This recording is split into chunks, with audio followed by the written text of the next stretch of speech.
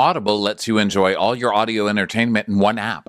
You'll always find the best of what you love or something new to discover. That sure is true. Audible offers an incredible selection of audiobooks across every genre. Bestsellers, new releases, celebrity memoirs like the Britney Spears book that just came out, mysteries and thrillers, motivation, wellness, business, and so much more. I personally just listened to Heather Gay's Bad Mormon, kind of for Real Housewives of Salt Lake City research, but also just for fun to listen to it because it was a good book. And it's great. I mean, it's her actually reading it. And it is so nice to run around and do my errands and be able to listen to a book. Because let's face it, I will crash my car if I try to read it physically. It's a great use of Audible. So try Audible free for 30 days. Visit audible.com/crappins or text crappins to 500-500. That's audible.com/crappins or text crappins to 500-500. This episode is brought to you by Philo. Remember when cable was affordable? Of course you don't, because it's been so long since it was. Philo has shows, movies, and live TV for just $25 a month. You can even try it for free with their 7-day free trial. No contracts, no commitments, no hassles. Just a better way to watch TV. Never miss a minute of shows like 90 Day Fiancé, Golden Girls, or Law & Order. If you can't get enough TV, then there's no better way to watch. Philo has more than 70 channels like BET, AMC, and Lifetime. Try it yourself with their 7-day free trial. Sign up today at philo.tv, that's philo.tv, and use promo code POPPODS to get 50% off your first month. And here's your prescription. I know just the pharmacy to get this filled. Who are you? A pharmacy benefit manager. A middleman your insurer uses to decide which medicines you can get, what you pay, and sometimes even which pharmacy you should go to. Why can't I go to a pharmacy in my neighborhood? Because I make more money when you go to a pharmacy I own. No one should stand between you and your medicine. Visit phrma.org/middleman to learn more. Paid for by Pharma. Watch what crappens. Who cares what happens when there's so much that crappens? Watch what crappens. Who cares what happens when there's so much that crappens? Hello and welcome to Watch What Crappens, a podcast about all that crap on Bravo that we just love to talk about. I'm Ben Mandelker, and joining me today is the one, the only. It's the chief pirate of them all, Mr. Ronnie Karam. Hi, how are you? Well, hello, Ben. What's going on with you, babe? Not much, just, just enjoying last night's Salt Lake City episode, another episode of pure madness in Bermuda. The Bermuda Triangle has descended upon these ladies. This is the first time the Bermuda Triangle has actually been scared for its own existence. Normally the Bermuda Triangle is a thing that terrifies people, but this time the Bermuda Triangle is like, whoa, what is happening? I have to get out of here. People are like, oh, breaking news, the Bermuda Triangle has disappeared itself for the first time in history. Truly, literally what a swallowed wild itself. episode. This show's so crazy. I love it. And also, before we start, I just want to remember a couple of things. One is, we'll say this again in the Southern Hospitality recap later on this week, which there will be, because guess who came through? Bravo. Giving us those screeners. Bravo, thank you so much. Thank you, Bravo. I'm sorry to have to repeat this twice, but I want to make sure she hears it. Brooke at Bravo, I love you. Okay, Ben and I both love you. We owe you our children. We owe you our lives. Thank you so much. Like what you did for us really means, Jordan, thank you too. I mean, you guys, really what you do for us, we're bitchy about stuff and complain about stuff, but we're also extremely thankful when we get our way because we're children like that. Yeah. And we just want to say thank you guys. You're really kind and we really appreciate it. Thank you. You'll hear this again later. Boys. The other thank you is thank you to Bread and Butter Wines, which we talked about a little bit on this recap because Heather was drinking it in a bar and I was like, who doesn't want to drink a wine called Bread and Butter? Like I basically drink bread and butter now. I mean, it goes down whole and not as a liquid and then, hurts my stomach. But still, guess who sent us wine? Bread and Butter Wines. Bread and butter. I mean, is that amazing or what? The universe provides So thanks to Bread and Butter, thanks to Bravo, and thanks to Bermuda for being a great island. You guys are really killing it over there. And also thanks to everyone who showed up to Crappy Hour. We had a really fun one to close out the year. If you missed it, don't worry. It's on our feed, actually. You can listen to the episode on our podcast, which is a great way to remind you that if you're merely listening to us but are not subscribed, you should subscribe, because that will make your life easier. We don't have to tell you where all the episodes are. They're just right there in your feed. So there's that. And then, of course, patreon.com/watchwhatcrappens. Crap is on demand level. We are here doing video. You can watch us do this recap, not just listen. We have weekly bonuses. This week's bonus episode is going to be very special, and I promise to be super. Actually, it's not. It'll be Ronnie's turn to produce this one. So I will not make the same mistake I made last time, where we did a trailer and I did not press on with the camera. But we are going to be doing a trailer trash of the Vanderpump Rules trailer that dropped earlier this week. We're going to go through shot by shot, making fun of it all, trying to figure out what's going on. We're going to get into it. And when you're watched with Crap is on Demand, you can watch the trailer with us. You can see us watching the trailer, and you can see the trailer. It's really fun. So that's just my big sales pitch to come join us on Patreon. Yeah, do it, everybody. Okay, so here we go. Beginning of crazy time. Our sprint to Christmas. We've got this going on, the Vanderpump Rules. Oh my We've goodness. got Girls Trip coming up. We're going to be recapping 3 episodes of that in the next couple of weeks. We're going to be talking to Bravo We're Black, which we're super excited about.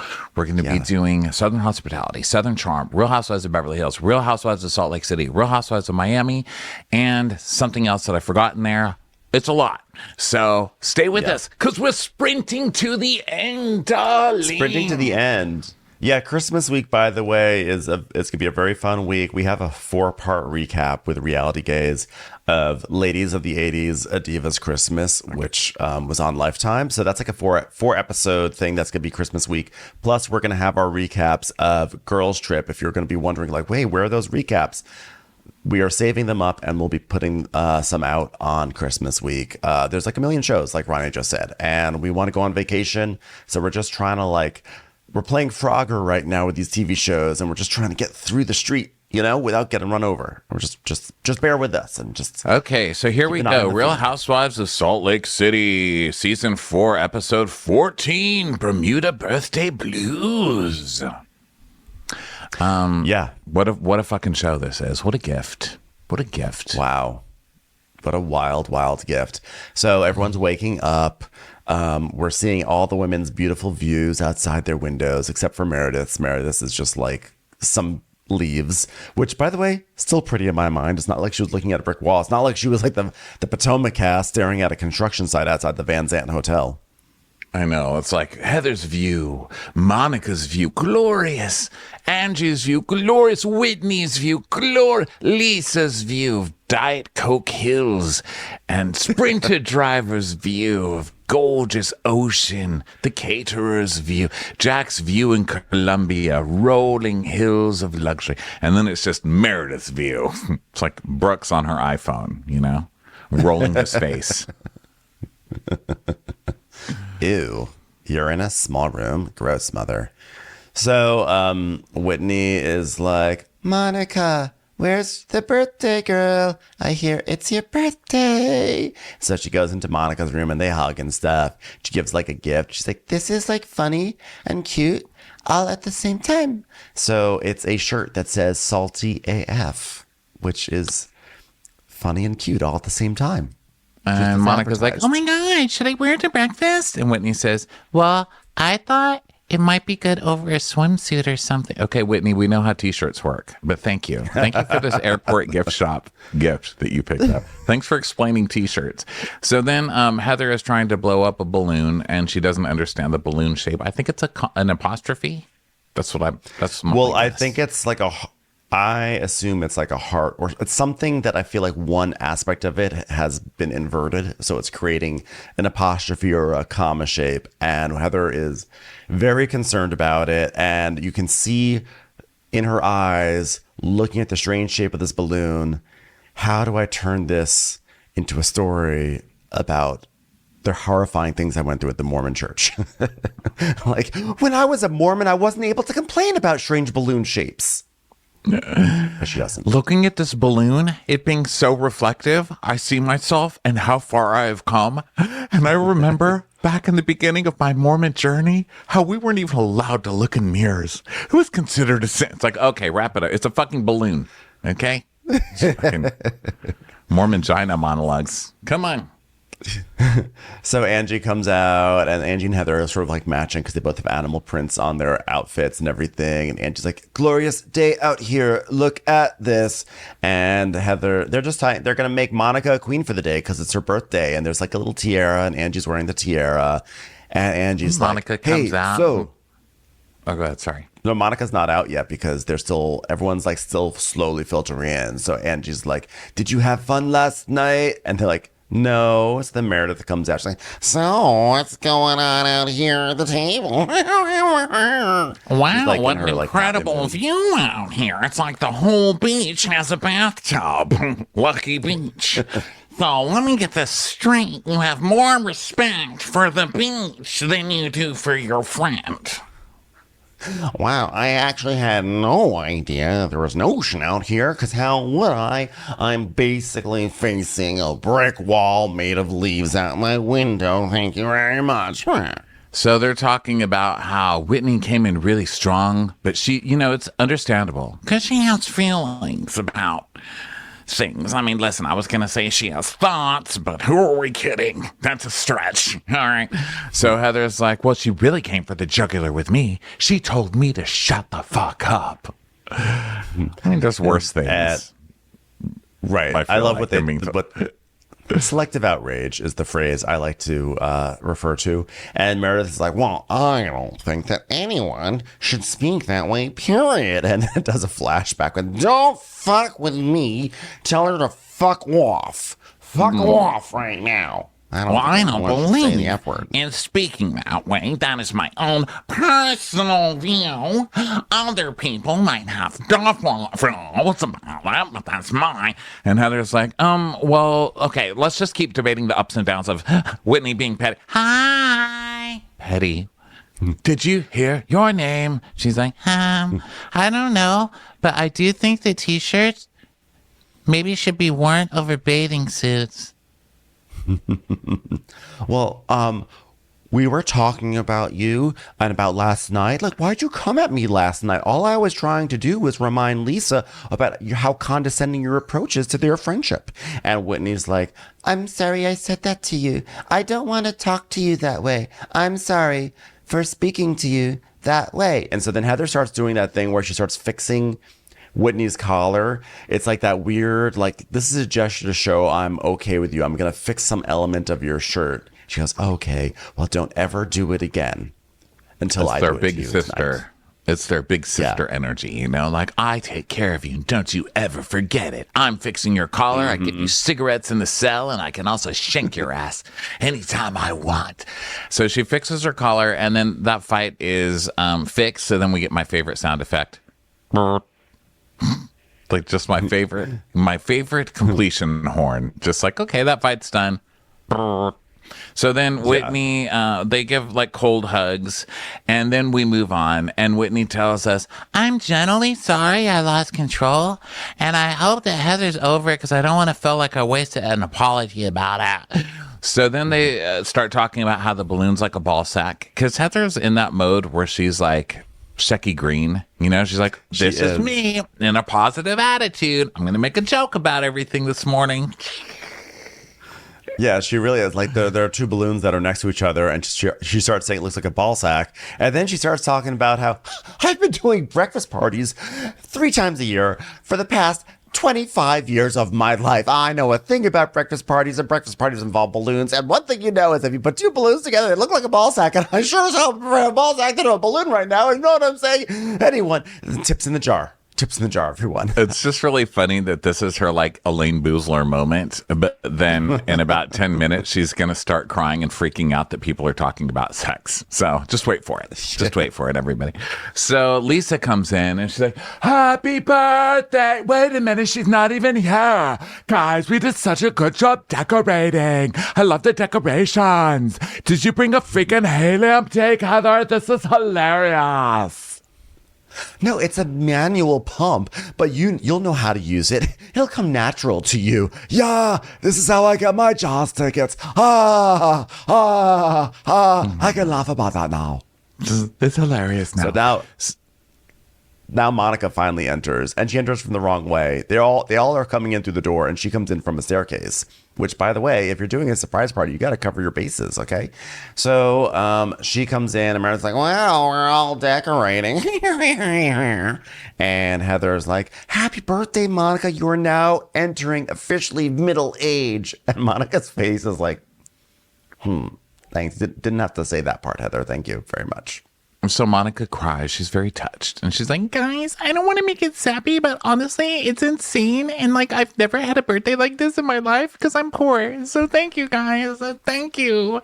So they all hug her. Yep. And Monica says that, she's had a plethora of bad days, you guys. And her relationship with her mom is in a very fragile, rocky state. And it's very hard to not feel overwhelmed. But this is the nicest thing anybody has ever done for her in a very long time. Yeah. And then they all go inside to have a traditional Bermuda breakfast. And I'm like, ooh, what's this going to be? They're like, okay, we've got vegetable quiche and breakfast potatoes. That's like, okay.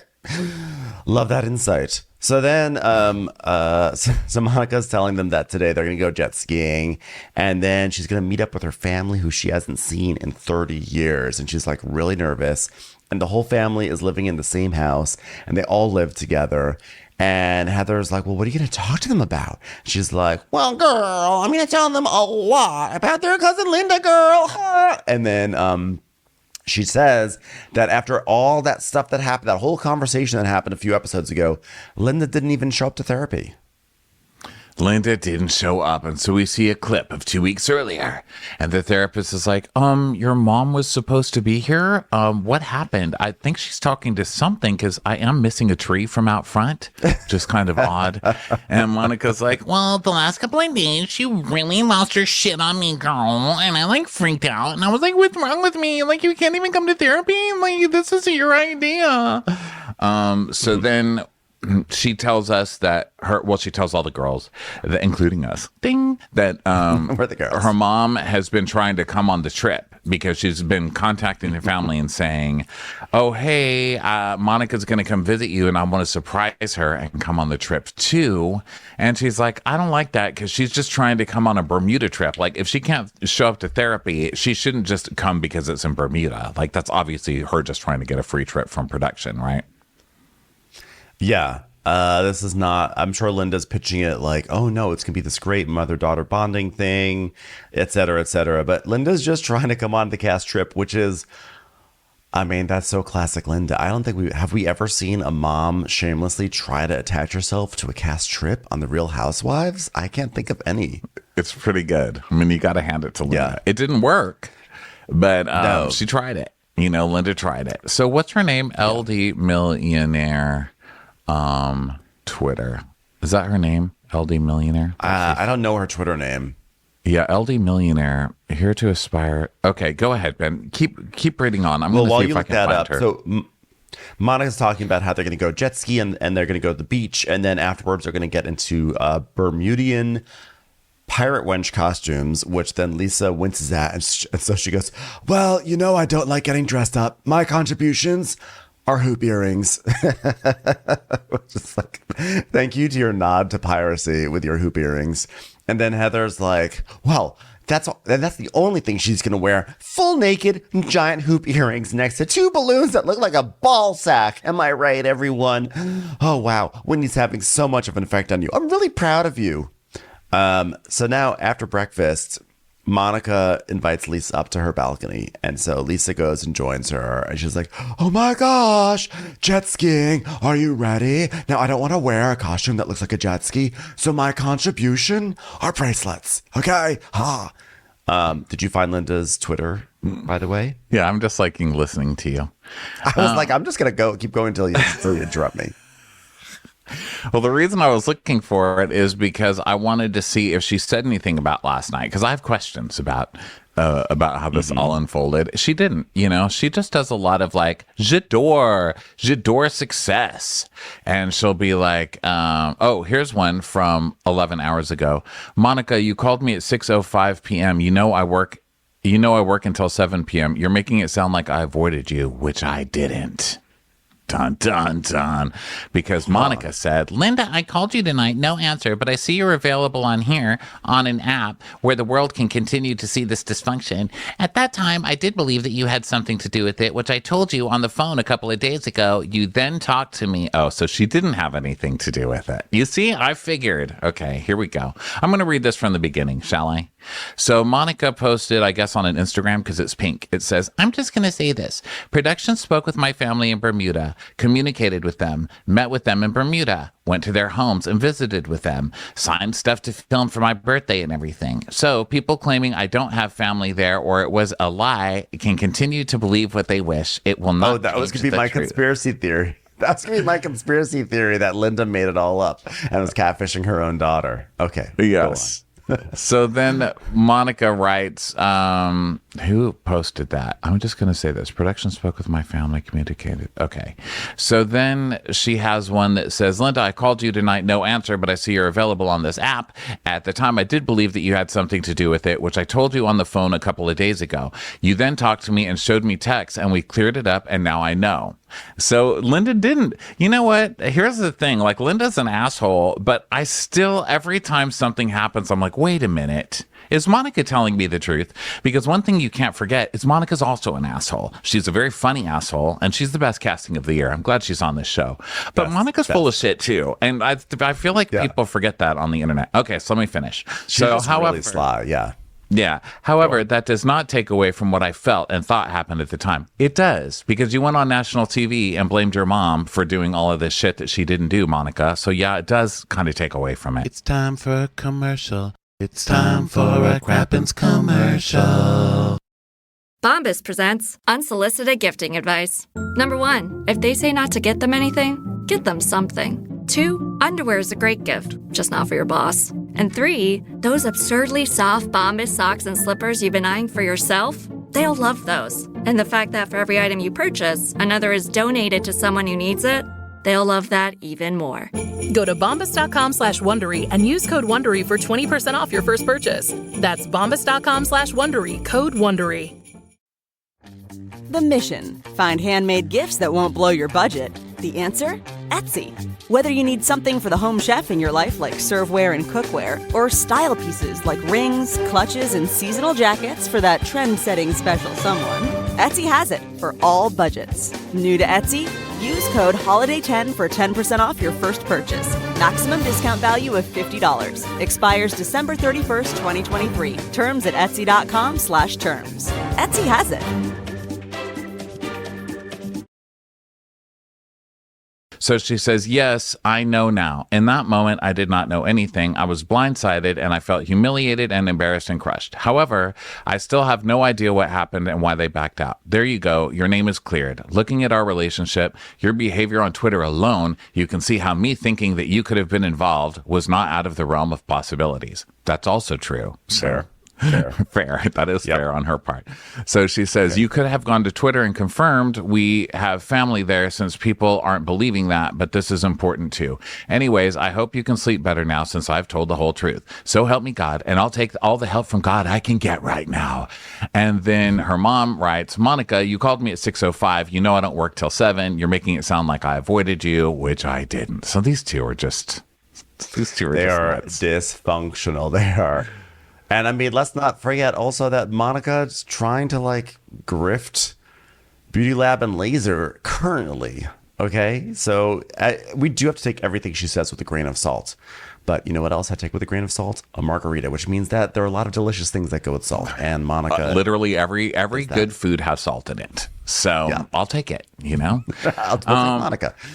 But it just is a lesson, because I knew if I looked that up that we would find out something, because this just did not ring true last night. Yeah. Well, guess what? We're not even close to that part in the recap yet. But I just figured We're still thinking that there might be a nice scene between Monica and her long-lost relatives. So she's actually, in fact, in this scene right here, so she's called Lisa up, and she is basically inviting Lisa to come join her to see her family for the first time in 30 years. And she's basically saying, look, I just want you to get like a more of an understanding of like who I am and where I come from, you know? And Lisa's like, yeah, seeing who you who you come from and like where your roots are, like that's like really, really cool. Is your cybersecurity team gonna be there joining us? Okay, just wondering. Okay, thanks. Well, it's also weird that she's butting up to Lisa. Like, of all the people, why Lisa? You've been fighting with Lisa the entire season, and now all of a sudden you need to buddy up with Lisa. Like, it's just, presumably because she's going to use Lisa against Meredith, right? So now she's going to buddy up and be like, I really want you to meet my family. She's like, oh my God, she really likes me. What can I do to be her friend? So she's like, okay, well, by the way, also I wanted to talk to you about something. Meredith called me and she talked to me about how she believes Angie is in the Greek mafia. This fucking show. Okay, you've got Monica sitting up on this balcony in Bermuda in a Salty AF t-shirt with a long flowy cape, a scepter, and a crown. Being like, Meredith said that Angie's in the Greek mafia. Love this show. I mean, this show is operating at such high levels right now. Like it's ridiculous that the pivot from long lost relatives to accusations about the Greek mafia is amazing. And then when she says that, we cut to a shot of Angie trying to get on a pool float alone in her Greek flag bikini. And she's like, she has like very bad balance or equilibrium on a pool float because she's on this float, a very large, wide float, and she's fully on it. And she's like, whoa, whoa, whoa. And then the chyron under it says, Angie, Greek mafia? ? And it comes back to Lisa like, oh my God, are you like crazy? That is nuts. Like the actual mafia. And then we cut back to Angie just being like, trying to get on the stupid thing. We cut back to Monica and she's like, well, we started talking about Angie and her financial situation. And all of a sudden a week ago, I start getting DMs on Instagram about Angie and literal legal talks about her declaring bankruptcy, Sean declaring bankruptcy. I mean, they owe $170,000 to the IRS. And Lisa's like, bullshit. You know what? I don't believe any of that. But this is Meredith's intentions. It's to damage Angie's friendships, relationships, everything. There's just a ripple effect. There's ripple effect. It's like if Ashton Kutcher stepped on a Diet Coke can in the forest, everything would change. Everything would change. You know, it's ironic that you're having this conversation with you. Like, I'm having this conversation with you, and then there's like suddenly documents that like come and back it up. Like, this is what happened before with me. She did this last year in the same thing with my SAC filings. And then a year ago, which we talked about last week, we invoked this last week, a year ago in San Diego, Meredith saying like, well, guess what? I was sent a random DM. I had an SEC filing on it. It was sent by someone named Clux Flarks. I don't know who sent it, but it came to me. So Lisa, and then the fight in the Sprinter van. Did you talk about me and my business? And Meredith's like, I have not talked about anything except anything. And then we cut back, and Lisa's like, honestly, I think Meredith is setting you up. And Monica goes, setting me up? What do you mean? Which is why this is fucking fishy again. Fucking Monica. Okay, Monica, you set it up like this. You know what's so crazy?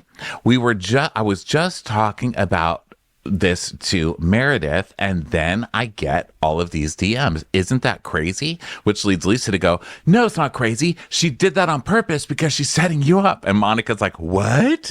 You think she's setting me up? Monica, you honestly expect me to believe you're stupid, okay? I do not believe you're stupid. I think you're a very smart person. Of course, that's what she's leading with. I don't know, Ben. Monica's just Monica's now trying to set up Lisa. Like they're just passing along the setup. She's like, Monica sees that she's being set up. So now she's like, let me pass this along to Lisa and get Lisa mad. Or I think she wants to have a justified reason to turn on Meredith in this moment. Or maybe she's feeling left alone or at sea because at the end of the last episode, when Monica decided, okay, let's get the storyline going, Meredith was like, I don't know anything. I never saw anything like that.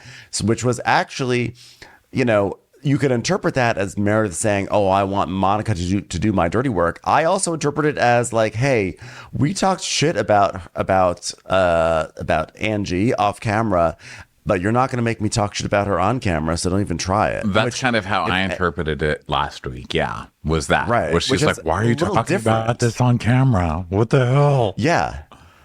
I think the instinct to say, why are you talking about this on camera is different than saying like, hey, go tell someone to talk about this, or go talk about this for me. Well, it could have been like, hey, why are you bringing it up on camera? But also, why are you bringing this up with me on camera? You're supposed to bring this up on your own without me, right? So it could have still been Meredith setting her up and just being shocked that she's still being dragged into it and that her fingerprints are now officially on it. It could be that too. Because Meredith is just acting guilty as hell. I mean...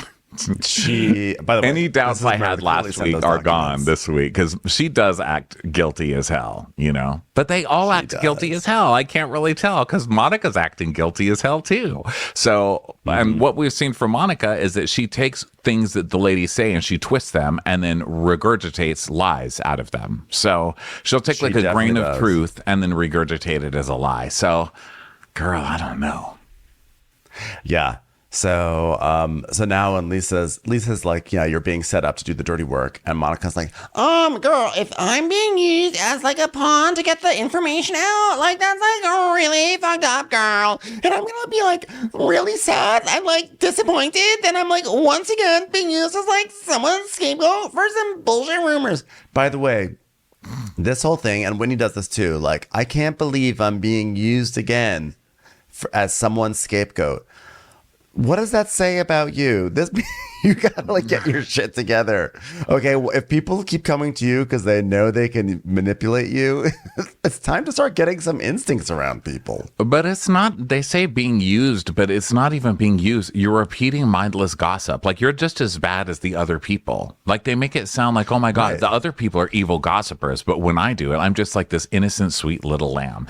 And also Whitney's whole storyline last year was the Jizz for Jazz thing, which she was trying to use against Lisa, which she twisted from something that Angie made a joke about. Angie Harrington made a joke about last year. Right. And then they were getting all this SEC stuff about Lisa. Well, guess who Lisa's enemy was last year? It was Angie Harrington. So I'm wondering if Angie Harrington has anything to do with all of this new stuff coming for the other Angie, because other Angie is the Angie that they kept out of all that mess last year.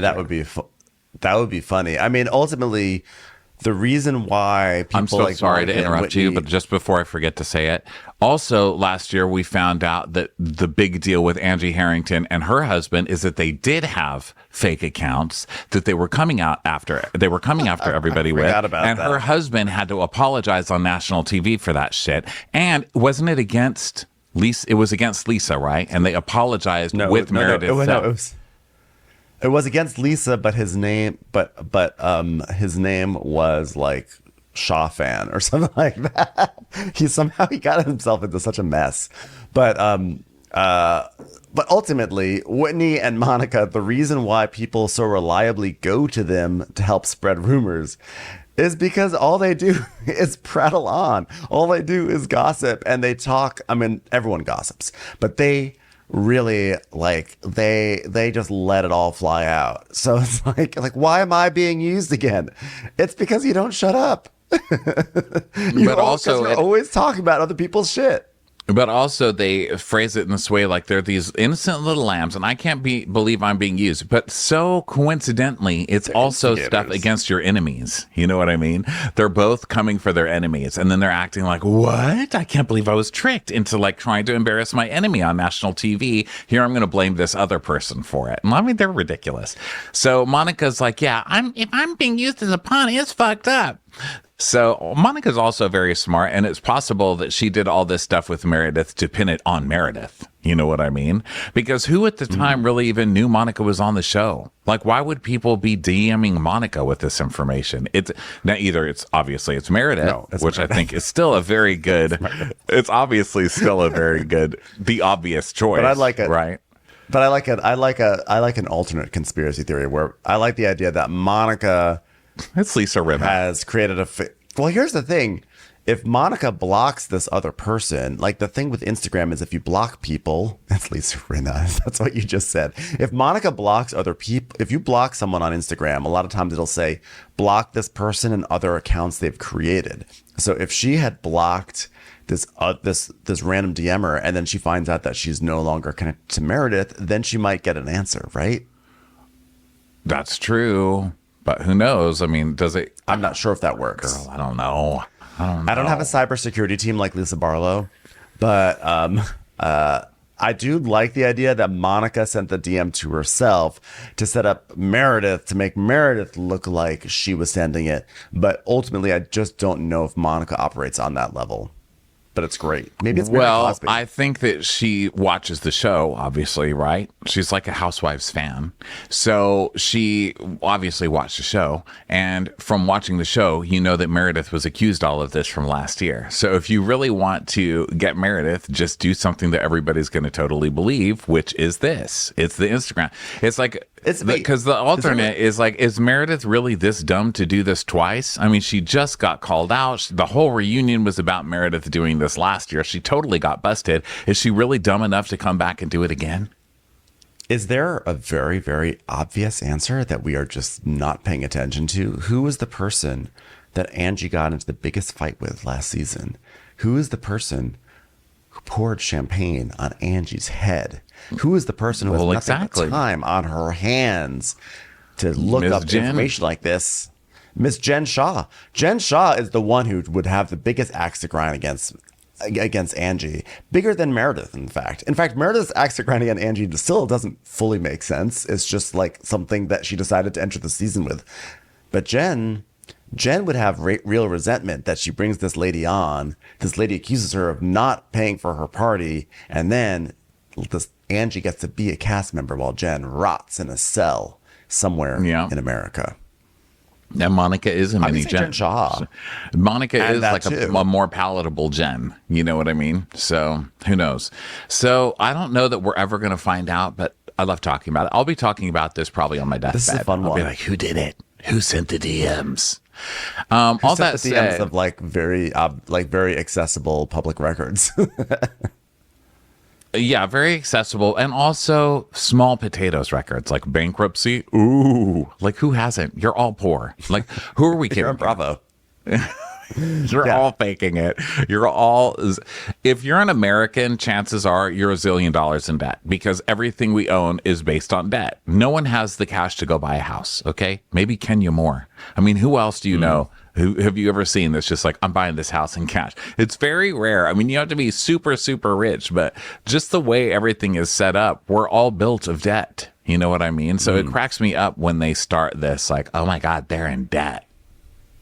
I know. That's the funny thing there. So Monica is really mad that she is receiving these DMs, and now she really believes it's Meredith. Lisa is telling her Meredith is setting her up.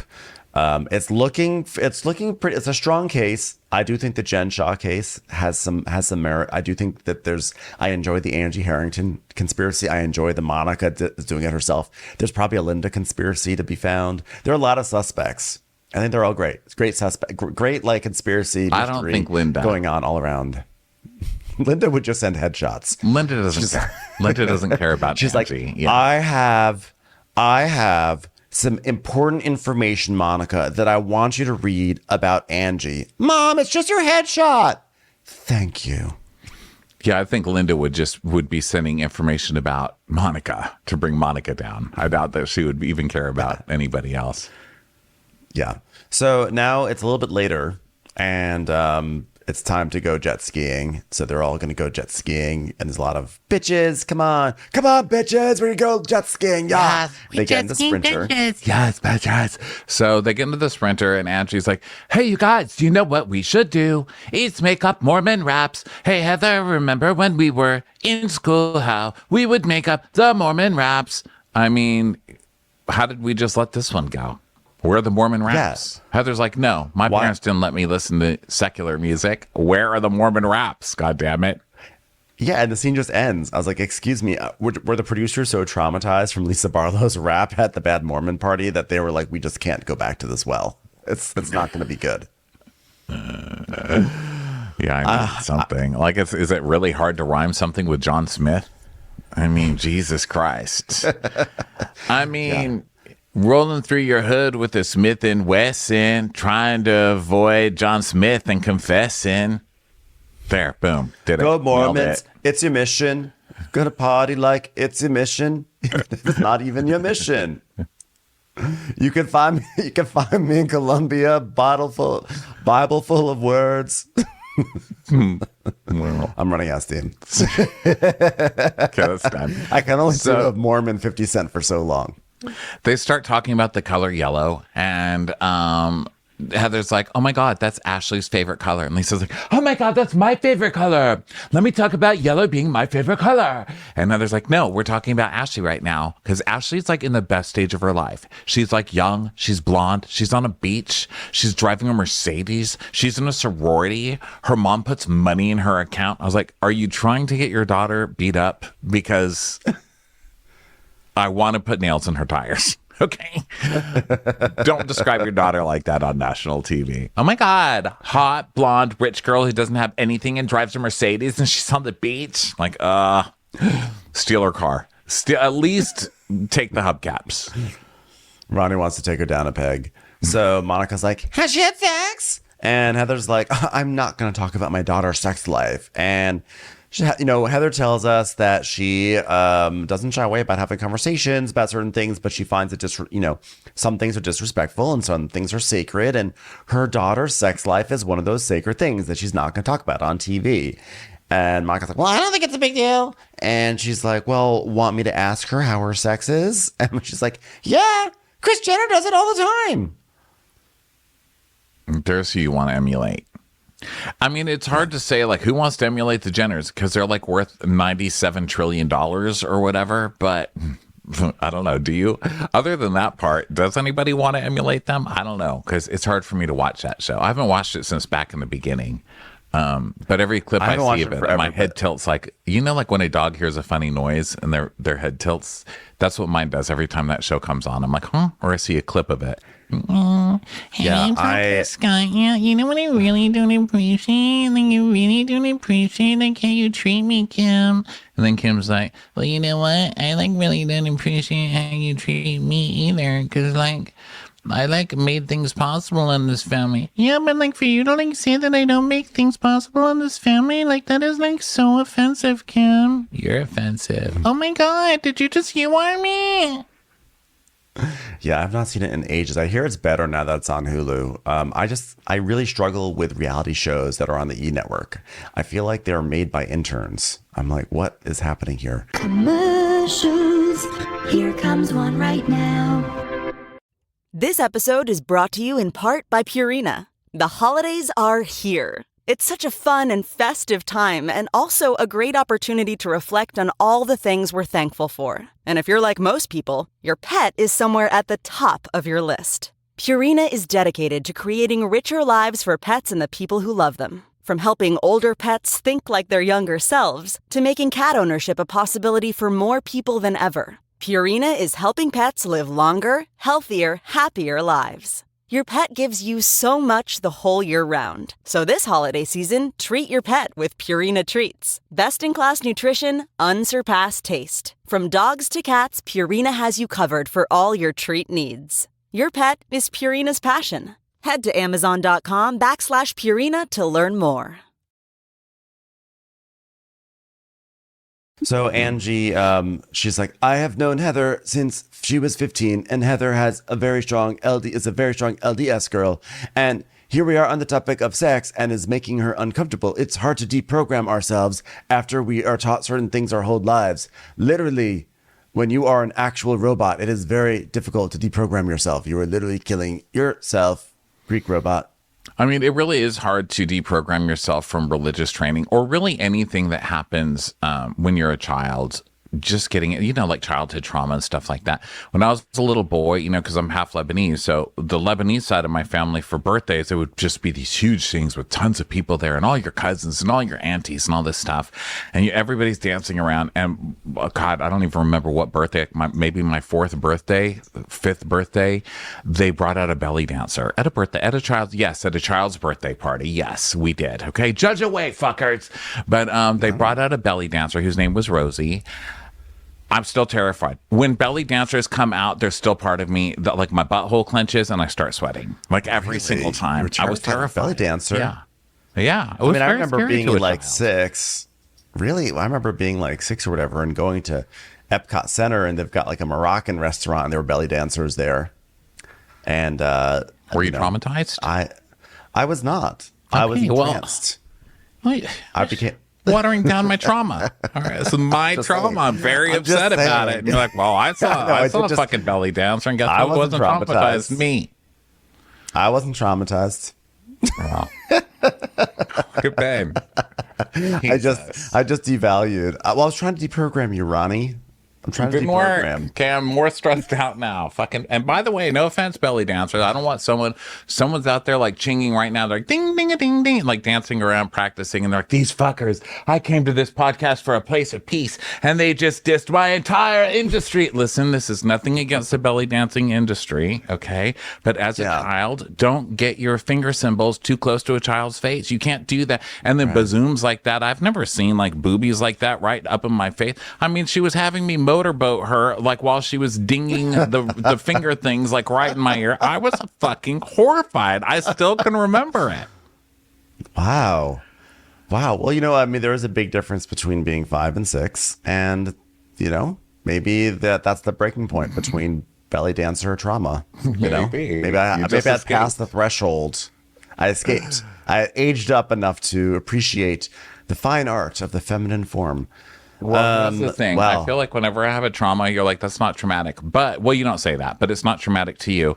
But I will say one thing that I kind of got karma on this week with you about that is you're very traumatized by scooters on the street. I love them. I think they're great. You don't like the little scooters, and you got your ass run over literally 10 minutes after talking about it here on the show.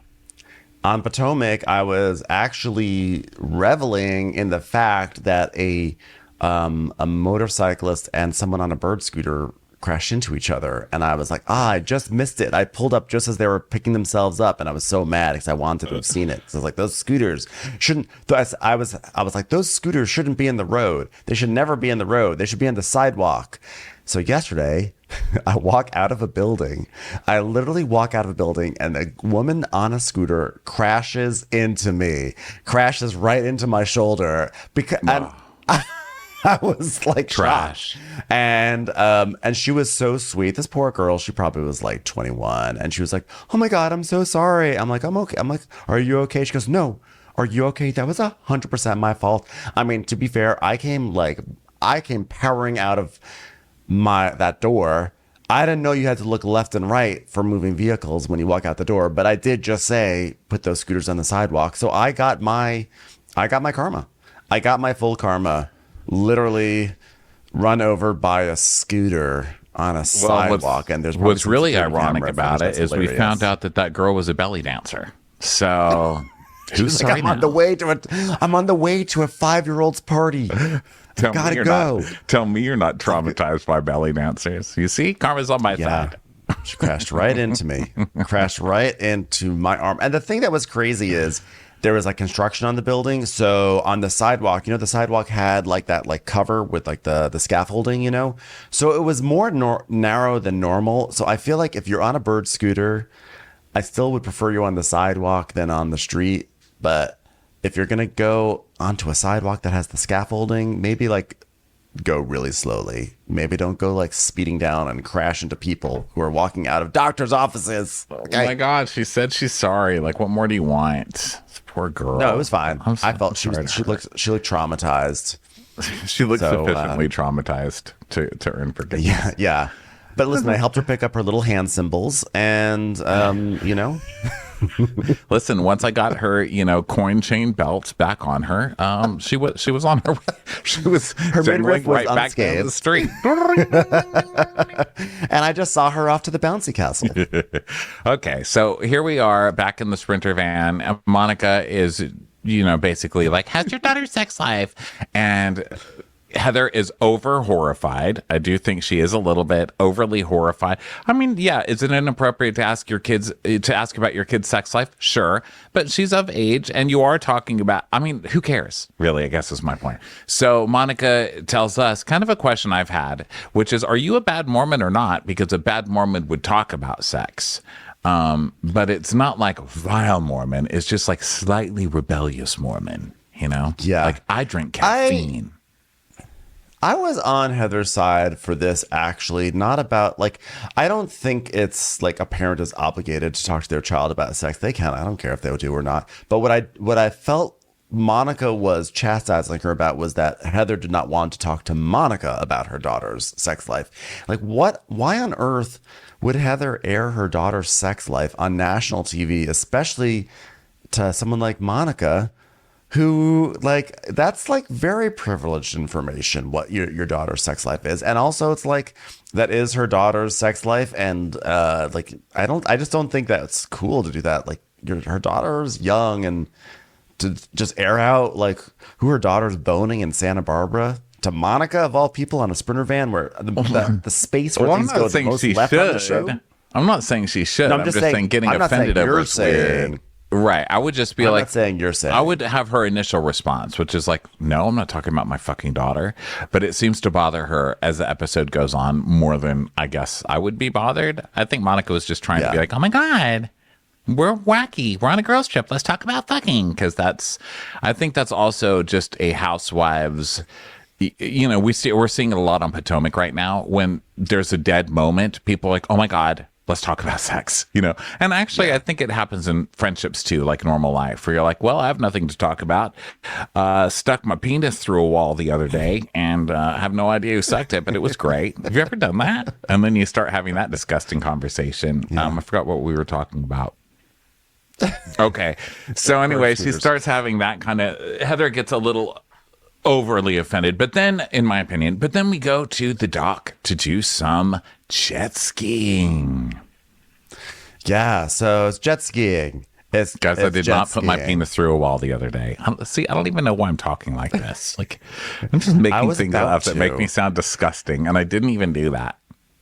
I was like, you know what? Let me be crazy. Let me stick a penis in this wall right now. And just as I was taking it out, I got run over by a bird scooter. It was so awkward. I stuck my penis through in a wall, and it actually has little tiny tire tracks on it now from fucking birds. And thank you. That really does speak to my goddamn scooters down to the glory holes. So jet skiing is jet skiing. They're jet skiing. So then eventually, while they're jet skiing, they get to one place, and this guy Harry, who's like their leader, is like, all right, everyone, I'm going to give you all a piece of bread, and you're going to feed it to the fish, or as I call them, Bermudian pigeons. So they feed fish bread, and the fish all come a-flocking, because these fish love the bread. And, the fish are going. It's to see carbs on these shows is always a moment for reflection. Even for the fish to eat them. I'm like, oh my God, you're on TV. I'm so embarrassed. I was like, I can't believe what I'm seeing here. There's bread. But it would have been very Housewives fish if they pulled the bread out of the water and it wasn't really eaten. The fish are just jumping all over themselves to look like they're eating it. Like, oh my God, look at me. Oh my God, I love bread. I love it. One fish comes up with a little One fish comes up with a little fedora. It's like, you didn't even eat that. You just push it around your plate. Are you accusing me? No, Mom. Nah, Mom. He accused me of having an eating disorder. Fish. There's one fish who's watching the feeding frenzy and is just like very offended and is like, I am on ABT, and just swims away. I was trying to eat that bread, but my esophagus is tiny. I've got the esophagus the size of a fish. Like, but you are a fish. That's besides the point. Dare you do this to me, cowfish? You don't understand. I've given up bread. Okay, I can't afford to be depressed by bread right now. So Monica's like, oh my God, this is like the best day. Like, finally, I have companions who eat as much as I do. I've seen these fish eat more in 5 minutes than I have these women eat the whole time that I've known them. So now they get back to the Sprinter van. Had a great time jet skiing. It's time for the next activity. And Lisa's like, anyone want a honey stick? Honey stick? Anyone? And, and Lisa's sort of talking about how she had a Kit Kat this morning. And it's just the normal idle banter. And Monica gets a text. And then she starts to cry. And then she leaves the bus and she just goes sobbing into the bathroom. And Lisa goes after her. She's like, and Meredith's like, well, what just happened here? Did she receive more documents about other people in this Sprinter van right now? Because I certainly did, but I'm not going to talk about that. So then she's in the restroom, like kind of squealing, and then Lisa comes in. She's like, oh my God, Monica. Why, Monica? Why? Monica, oh my God, you're crying. I'm crying too, Monica. Like my mom. Yeah, go ahead, Ben. My mom. My mom just made my family not meet me. It's like, oh my gosh, I'm so sorry. Why would your mom do that? And then in the Sprinter van, Meredith's like, I was just talking to Lisa, and then she just shot out of the car, and I saw Monica. I don't think she's crying. Is she crying? Meredith, why are you acting like you're in a town square and you saw this from far away? It literally happened less than a foot from you. What are you having trouble keeping up with here? She sounds like she is telling the villagers about Ichabod Crane. Well, last I saw, he went out into the woods, and then they say there was a headless horseman. I don't know. It's very terrifying, but I did get a DM about it, and I don't know. Did you guys get any DMs about a headless horseman? Because there's some filings that he's bankrupt. Ding! I just got a DM about a headless horse. This is crazy. Oh my God, stop crying about the headless horse. It'll be okay. It's run by a ghost. It's run by a ghost. I don't know. Okay, so back to the bathroom. By the way, that's the least reassuring thing. I love that. Don't worry. That horse is being run by a ghost. Don't worry about it. It's fine. It's like one point in life where being headless as a horse is okay. By the way, Angie probably stuck that ghost horse head in someone's bed if the rumors about her are true, which I've barely even heard. I would like to just say that the horse has a head. It's the horseman who does not have a head, and the rumors and the nastiness about this ghost horseman have to stop. So back in the bathroom, Lisa's like, what would she do this to you? And Monica's like, oh my God, I feel like I can't breathe. So she tells us, just a couple of hours ago, she was getting ready to see her family. And now she gets a text saying they don't want to see me. And I can't think but help my mom is somehow involved because I know she wanted to be here and now she's not here. And she's so excited to go through stories and talk through, she loves a picture book. So she wanted to do this. She wanted to see like the first Starbucks that her great-grandparents built in Bermuda because they built all the buildings and businesses here. So this sounds fishy to me because they texted you, no, you can't come. Who sent her the text? Right. I guess production at the end of the day, right? Yeah, it's weird. I don't know what the story is. I mean, I believed it at first, but I did think it was strange. Well, what was strange to me is she says, in this moment here in the bathroom, she says, my mom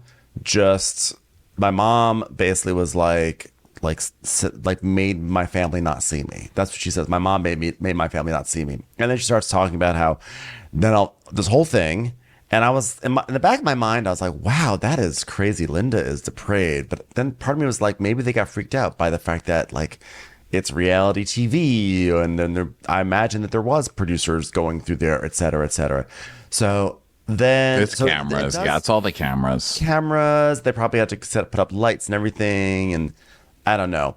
So then Lisa... But I'm still believing that Linda did this. So they come out of the bathroom and Lisa's like, okay, take a deep breath, do it 5 times. By the way, did you see my ring in that bathroom? I seem to be missing something. Anyway, I can't believe that Monica's mom would meddle on something this important to Monica on her birthday. And it feels like this has to be like the worst feeling ever. It's like losing your ring 3 times over while your son is going off on a mission. I just feel so bad for her. Ah! So they go back to the Sprinter van and everyone's like, are you okay? What happened? And she's like, oh my God, I think I left my shoe out there. And Heather goes, your shoe? You left a shoe? It's like, wow, Heather's really ready to just go off about something. So then she's like, oh my God, you guys, I'm like shoeless. My mother took my shoe. So she's sobbing. And then Lisa's like, can I tell it, Monica? I want to tell him. She go ahead. So she goes, we think our family was called by our mom and they canceled. And they're like, what? They canceled? And you don't have a shoe? So they're all really nice. They're like, oh my God, Monica, I'm so sorry. And they're all, kind of hugging Monica while she cries, which is sweet. And she's like squealing, like, I don't even have a family. I don't have a family. You have 4 daughters. Shh. Don't say that. Right. Don't say they can see this show. And she's just like, I mean, I feel like I already don't know so much about myself, and I feel like not wanted anymore, and I'm like not wanted by my in-laws, like my own family. It's just like the shittiest feeling, and like to know that my mother did this, like it's so gross. Like I just feel gross. Also, I'm barefoot, and this is like I don't want to be barefoot right now. I was, by the way, when she said I'm missed, my shoes are out there, and they're like, okay, don't worry, we'll get the shoes. But then the next shot, we see that the van is moving. I honestly was like, did they get those shoes? Because I needed to see them get the shoes. Why is this the area where Bravo decided not to have continuity? They're usually really good about showing someone bringing the shoes in. Yeah, like suddenly we don't need an ending. Hello, you cannot put a plot out there and just not finish it. Yeah, that was totally an unresolved storyline, the shoes. Okay, so I have questions. So she's coming to meet her family in Bermuda, but she's never talked to them and she's never texted them, and she didn't get the number from her mother, even though her mother's completely unreliable. I just have a lot of questions about this. I don't understand how this is all working. And or I guess production was like, we'll keep it a surprise. You don't need to talk to her because I'm answering my own questions because we want it to be a surprise because it's a TV show, I guess. Yeah, I don't know. But I did notice that when Monica was talking about this, she goes from my mom made my family not speak to me to then all of a sudden, like we were going to be doing it. And then all of a sudden they weren't going to be doing it. And I have to imagine my mom had something to do with it. So initially I thought that like there was hard evidence that Linda was behind this. And now then it suddenly changed. So I remember I was like, that's a little weird. Like that's very presumptuous, but Linda is a monster, so it's not out of the realm of possibilities. So lots of question marks about this whole thing. But you know what, Ronnie? Why don't we take a break right now in this recap, okay? And this will be the end of part 1 of our Salt Lake City recap here. Okay. And we're going to come back for part 2 because guess what? Part 2 just goes nuts. So thanks everyone for listening, and you can catch us on the next episode in your feed very shortly. Okay? Bye.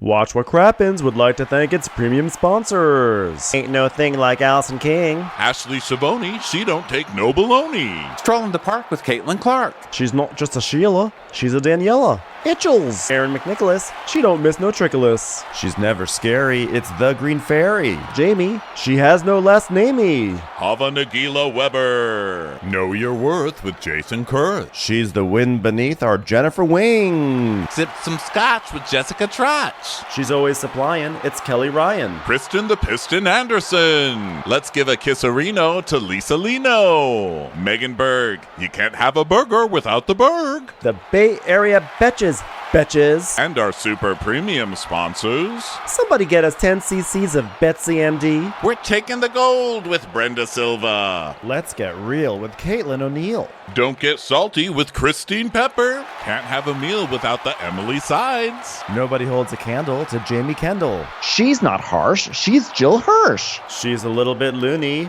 Junie. My favorite Murdo, Karen McMurdo. We love him madly, it's Kyle Pod Shadley. Let's go on a bender with Lauren Fender. We want to hang with Liz Lang. The incredible edible Matthews sisters. Give him hell, Miss Noel. She's the queen bee, it's Sarah Lemke. Shannon, out of a cannon, Anthony. Let's take off with Tamla Plain. She's quite the catch, it's Victoria Cotchett. She ain't no shrinking Violet Kuchar. We love you guys. Hey Prime members, you can listen to Watch What Crappens ad-free on Amazon Music. Download the Amazon Music app today. Or you can listen ad-free with Wondery Plus in Apple Podcasts. Before you go, tell us about yourself by completing a short survey at Wondery.com/survey.